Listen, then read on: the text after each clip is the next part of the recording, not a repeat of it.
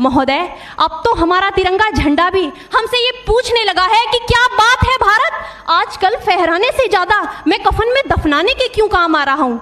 महोदय, हृदय तो उस दिन फट गया जब बूढ़ी माँ अपने बेटे के चिथड़ों को देखकर बोली कि साहब, आप तो भर्ती में 1 इंच भी कम नहीं लेते, मैं आधा शरीर कैसे ले लूं।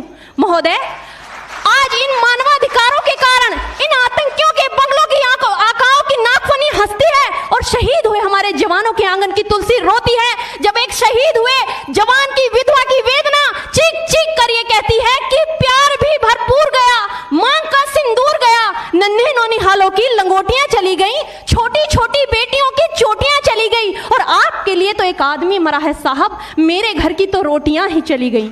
महोदय, किसी भी युद्ध को जीतने के लिए पहल करना सबसे ज्यादा आवश्यक है, क्योंकि इतिहास गवाह है कि पहल करके बड़े बड़े युद्धों के परिणाम बदल दिए गए हैं। परंतु आज मानवाधिकारों के कारण हमारे देश के जवान इस कदर बंधे हुए हैं कि अपनी ड्यूटी पर खड़े होकर भी वो आज पहल करने से डरते हैं, क्योंकि महोदय भविष्य में उन्हें कटघरे में खड़े होने का डर सता रहा होता है।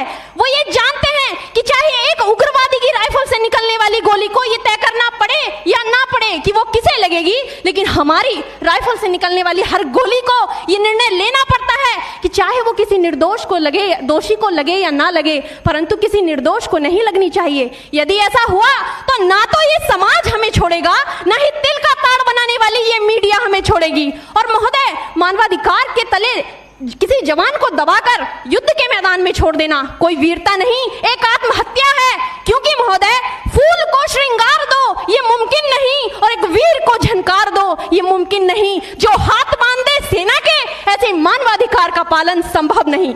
महोदय, आज सत्यनिष्ठा के मार्ग पर चलते हुए भी हमारे देश का जवान इन आतंकवादियों, इन पत्थरबाजों से डरता है, क्योंकि वो जानता है कि उसकी राइफल से निकलने वाली गोली अगर टारगेट को हिट नहीं भी करेगी तो भी 400 मीटर तक जाएगी, और यदि इस बीच वो किसी निर्दोष को लग गई तो महोदय हमें अपनी नौकरी से हाथ तक धोना पड़ सकता है।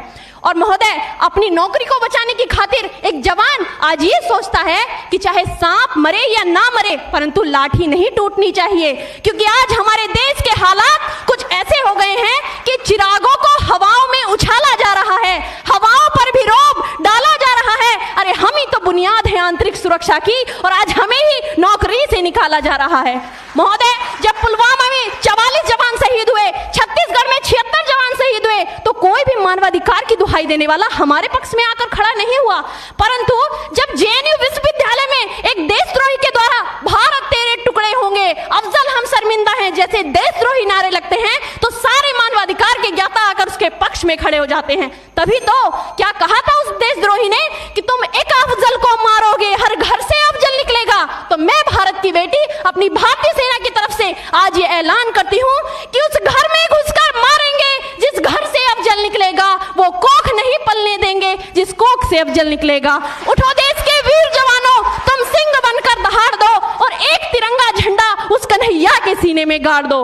महोदय, अंत में अपनी वाणी को विराम की ओर ले जाते हुए मैं सिर्फ इतना ही कहना चाहूंगी कि मुझे अफसोस है अपने देश की न्यायिक प्रक्रिया पर, जहां आज भी रात के 12 बजे अजमल कसाब जैसे आतंकी के लिए सर्वोच्च न्यायालय के दरवाजे खोल दिए जाते हैं। ऐसे देश से मानवाधिकारों की अनपालना करते हुए आतंकवाद और उग्रवाद से कभी नहीं निपटा जा सकता।